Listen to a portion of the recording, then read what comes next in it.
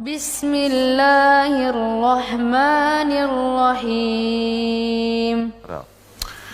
Syekh Sulaiman Ar-Ruhaili mengkisahkan, entah Al-Imam Asy-Syafi'i rahimahullah atau yang lain mendatangi Bishr Al-Marisi ini ke rumahnya. Oke? Ini mau mematahkan Bishr Marisi, tujuannya demikian, wallahu alam.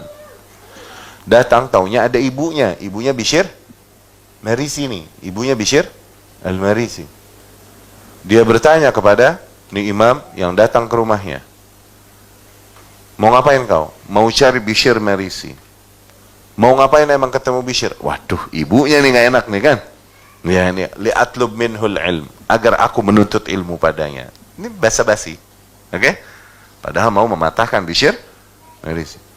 Ibunya Bishr bilang, ya bunai la taf'al, wahai anakku jangan kau lakukan itu. Innahu zindiq, sesungguhnya anakku udah jadi zindiq.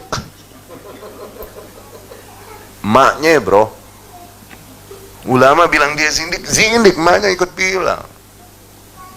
Orang sekarang, maknya bukan, anaknya bukan, udah jelas ahli bid'ah, dibela-belain. Kenapa? Take it personally, beragama dengan perasaan, beragama dengan moral, kusut.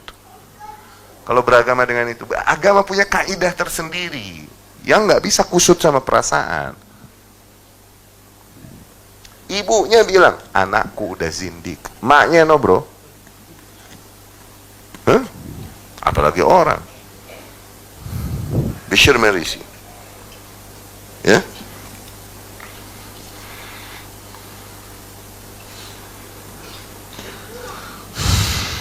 Kemudian Imam Bukhari menulis buku bantahan terhadap Mu'tazilah di dalam khalqu af'alil ibad. Tuh. Ya, dia mengkhususkan boleh buku. Nah, ini metode pertama para ulama di dalam membantah syubhat dan para ahli bid'ah. Mereka menyusun buku khusus untuk itu. Nah, makanya jangan baper, jangan bawa perasaan di agama. Kalau melihat ahli ilmu menyusun buku membantah, jangan tak sukalah, suka salah-salahin yang lain. Loh, jangan take it personally. Profesional aja. Emang begitu di dalam dunia keilmuan. Dari zaman dulu begitu. Oke? Nggak bisa kita menuntut ilmu ngaji as your appetite. Ini nggak bisa. Cuman mengikuti your appetite, seleramu. Oke? Ketika mendengar bahwa satu misalnya ahli ilmu menyalahkan, dia nih ngaco, dia nih ahli ini ahli bid'ah, sesat, keliru dia nih. Tuh, ini ustadz suka nyalahin orang. Akhirnya tuh lihat, beragamanya pakai perasaan, salah akhirnya. Ini yang terjadi. Oke? Nah, sebagian dai akhirnya dikarenakan melihat selera awam demikian, seringkali beragama dengan perasaan, sebagian dai akhirnya berdakwah, mereka play safe, main aman. Yang disampaikan materi-materi yang sudah disepakati bersama. Oke? Birrul walidain, ya salam, berbakti kepada orang tua. Sabar. Menghormati tetangga. Menjaga diri dari ghibah. Ya. Ini kita sama ahli bid'ah juga udah sama di situ mah. Mana hal yang sifatnya pengingkaran? Mana hal yang sifatnya menepis syubhat? Mana?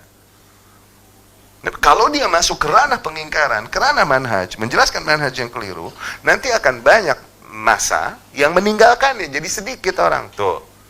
Di situ dia diuji, apa? Ridho manusia yang dia kejar, atau ridho Allah, sehingga dia mesti menjelaskan kebenaran.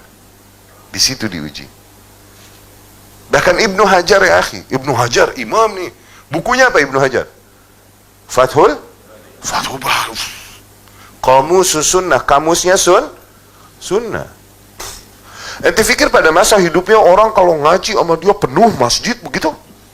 Enggak, Imam As-Sakhawi rahimahullah kan the best muridnya Ibnu Hajar. Bercerita, Ibnu Hajar di masa hidupnya ketika menjelaskan Fathul Bari ini, syarah, yang hadir cuma 20-30 orang. Tuh imam besar pada masanya, enggak yang sampai tumpah-tumpah semasjid ke jalanan. Enggak. Tapi zaman mengenang dia dari zaman ke zaman dengan tinta emas. Karena apa? Karya. Itu.